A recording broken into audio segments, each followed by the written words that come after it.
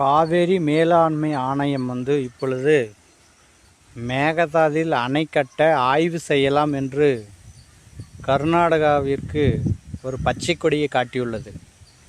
ஆனால் தமிழ்நாட்டு விவசாயிகளுக்கு மிகப்பெரிய தலையில் இடி விழுந்தது போல் இந்த ஆணை நமக்கெல்லாம் அறிவித்துள்ளது. எப்போ பார்த்தாலுமே ஏன் அந்த தமிழ்நாட்டில் தேர்தல் வருகின்ற சமயம் மட்டும்தான் இந்த காவேரி மேலாண்மை ஆணையம் செயல்படுமா என்பது சந்தேகத்துக்குரியது. இப்போ எல்லாம் அரசியல் கட்சி என்ன பண்ணுவாங்கன்னா தேர்தலை நோக்கி தான் பயணிக்க எல்லாம் விரும்புவாங்க. இப்போ மேகதாதுல அணை கட்டினா இல்லை கர்நாடகா இன்னும் எத்தனை அணை கட்டினாலையும் அரசியல் கட்சிங்க இப்போ அது கண்டுக்க மாட்டாங்க. எல்லாம் தேர்தலில் நம்ம முதலமைச்சர் ஆகலாமா, நம்ம எப்படி ஜெயிப்போம், அதை நோக்கி தான் எல்லா அரசியல் கட்சி செயல்படுவாங்க. ஆனால் இதை இப்போ யாரும் கண்டுகொள்ள மாட்டாளுங்க. இப்பொழுதே பாருங்கள், அறிவித்தாங்க ஒரு நாள் மட்டும் எல்லா அரசியல் கட்சியும் அதுக்கு இது பண்ணாங்க. அதுக்கு அடுத்த கட்ட நடவடிக்கை எதுவுமே ஒன்றுமே இல்லை. அது போன்ற நிலையில் தான் இந்த நம்மளை ஒரு தள்ளுறாங்க விவசாயிகள், தமிழ்நாட்டு விவசாயிகளை அது போன்ற நிலைக்கு தான் தள்ளப்படுகிறது.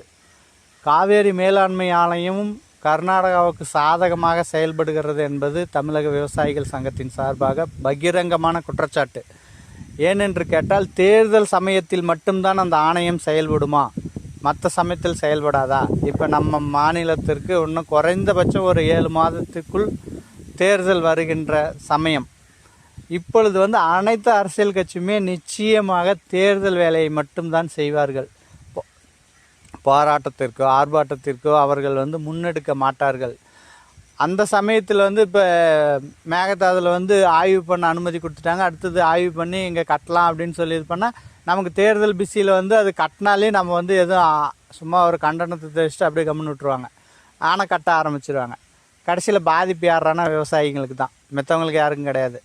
அரசியல் கட்சி யார் ஜெயிச்சாலையும் முதலமைச்சர் ஆகிட்டு அவங்க பதவி சுகத்தை அனுபவிச்சுட்டு போயிடுவாங்க. ஆனால் கடைசியில் பாதிக்கப்படுகிற விவசாயிகளுக்கு தான் இந்த வலியும் வேதனையும் இருக்கும். அதற்கு தமிழ்நாட்டு மக்கள் ஒரு ஒற்றுமையாக, அரசியல் கட்சி யாராக இருந்துட்டு போவோம், எதோ இருந்துட்டு போட்டோம், ஒரு விவசாயியாக ஒற்றுமையாக சேர்ந்து நாம் வலுவான போராட்டத்தை நடத்தினால் மட்டும்தான் மேகதாதில் நம்ம அணை கட்டுவதை தடுக்க முடியும்.